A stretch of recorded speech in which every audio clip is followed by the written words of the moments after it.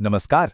आज हम इतिहास के पन्नों से एक ऐसी कहानी लेकर आए हैं जिसमें त्रासदी है, अन्याय है और बदले की एक ऐसी कसम है जिसे पूरा होने में 2 दशक से ज्यादा का वक्त लग गया। ये सिर्फ एक ऐतिहासिक घटना नहीं है, बल्कि ये एक वादे की कहानी है जिसे हर हाल में निभाया जाना था। तो चलिए इस पूरी कहानी को समझते हैं।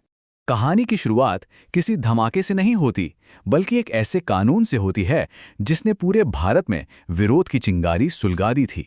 तो सोचिए, एक ऐसा कानून जिसे काला कानून कहा गया। क्यों? क्योंकि ये ब्रिटिश अधिकारियों को इतनी ताकत दे देता था कि वो किसी पर भी सिर्फ शक के आधार पर राजद्रोह का आरोप लगाकर जेल में डाल सकते थे, और वो भी बिना किसी मुकदमे के। जाहिर है, इस बात से पूरे देश में गुस्सा भड़क गया। महात्मा गांधी जैसे बड़े बड़े नेता भी इसके खिलाफ खड़े हो गए। तो देखिए हालात कैसे बिगड़े। मार्च 1919 में ये एक्ट पास होता है। अप्रैल आते आते पूरे देश में विरोध प्रदर्शन शुरू हो जाते हैं, और फिर 10 अप्रैल को अमृतसर में 2 लोकल लीडर्स डॉक्टर सतपाल और सैफुद्दीन किचलू को गिरफ्तार कर लिया जाता है। बस इसी घटना के बाद वहां का माहौल और भी ज्यादा तनावपूर्ण हो गया और लोगों ने एक बड़ी शांतिपूर्ण सभा करने का फैसला किया। तारीख थी 13 अप्रैल 1919, बैसाखी का दिन। एक बहुत बड़ा त्योहार, जश्न का माहौल था, और इसी माहौल के बीच हजारों लोग जलियांवाला बाग में इकट्ठा हुए, इस बात से बिल्कुल अनजान कि वहां उनका इंतजार मौत कर रही थी। एक अनुमान के मुताबिक उस दिन जलियांवाला बाग में करीब 25,000 लोग जमा थे। इसमें मर्द, औरतें, बच्चे सभी शामिल थे, और सब शांति से वहां बैठे थे। अब इस बाग की बनावट ही अपने आप में एक ट्रैप जैसी थी। अंदर आने और बाहर जाने का सिर्फ एक बहुत ही संकरा सा रास्ता था, और जनरल डायर ने अपने सैनिकों के साथ आकर सबसे पहले इसी रास्ते को बंद कर दिया। और फिर बिना एक भी चेतावनी दिए जनरल डायर ने अपने 50 सैनिकों को निहत्ती भीड़ पर गोलियां चलाने का आदेश दे दिया। ये गोलीबारी 10 मिनट तक चलती रही। वो सिर्फ तब रुके जब उन्हें अपनी बंदूकें रीलोड करनी थीं। हालात इतने भयानक थे कि लोग गोलियों से बचने के लिए बाग के अंदर बने एक कुएं में कूदने लगे। बाद में सिर्फ उस एक कुएं से 120 लाशें निकाली गईं। उस दिन की क्रूरता के निशान आज भी वहां मौजूद हैं। अगर आज भी कोई जलियांवाला बाग जाए तो वहां की दीवारों पर उन गोलियों के निशान साफ देख सकता है, जो उस खौफनाक मंजर की गवाही देते हैं। इस हत्याकांड ने पूरी दुनिया को हिलाकर रख दिया, लेकिन इसके बाद जो आधिकारिक जांच हुई उसने लोगों के जख्मों पर मरहम लगाने के बजाय उन पर नमक छिड़कने का काम किया। अब यहां पे 2 नाम बहुत जरूरी हैं, और अक्सर इनमें कंफ्यूजन भी होता है, तो चलिए इसे क्लियर कर लेते हैं। एक था जनरल रेजिनाल्ड डायर, वो मिलिट्री कमांडर जो मौके पर मौजूद था, जिसने गोली चलाने का सीधा ऑर्डर दिया। और दूसरा था माइकल ओडवायर, जो उस वक्त पंजाब का लेफ्टिनेंट गवर्नर था।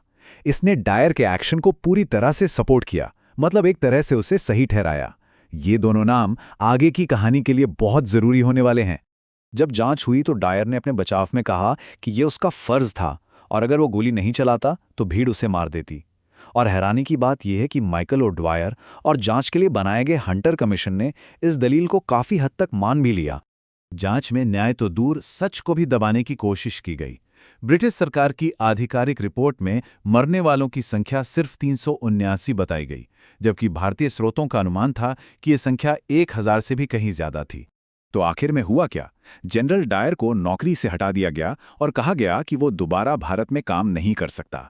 बस जिन लोगों की जानें गईं उन्हें कोई न्याय नहीं मिला। जिस आदमी ने गोली चलाने का हुक्म दिया और जिसने उसे सही ठहराया, दोनों ही एक तरह से बच निकले। लेकिन उस भीड़ में एक नौजवान था जो उस दिन बच गया था। उसका नाम था उधम सिंह।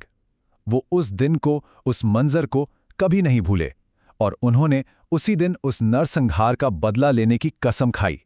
उधम सिंह का पहला निशाना तो जनरल डायर ही था, लेकिन 1927 में वो बीमारी से मर गया। अब उधम सिंह की कसम का सिर्फ एक ही मकसद बचा था, माइकल ओडवायर, वो अधिकारी जिसे वो इस पूरी तबाही की मंजूरी देने का जिम्मेदार मानते थे। और इसके बाद जो हुआ वो बदले की एक ऐसी अविश्वसनीय कहानी है जो 21 साल तक चली और कई महाद्वीपों तक फैली।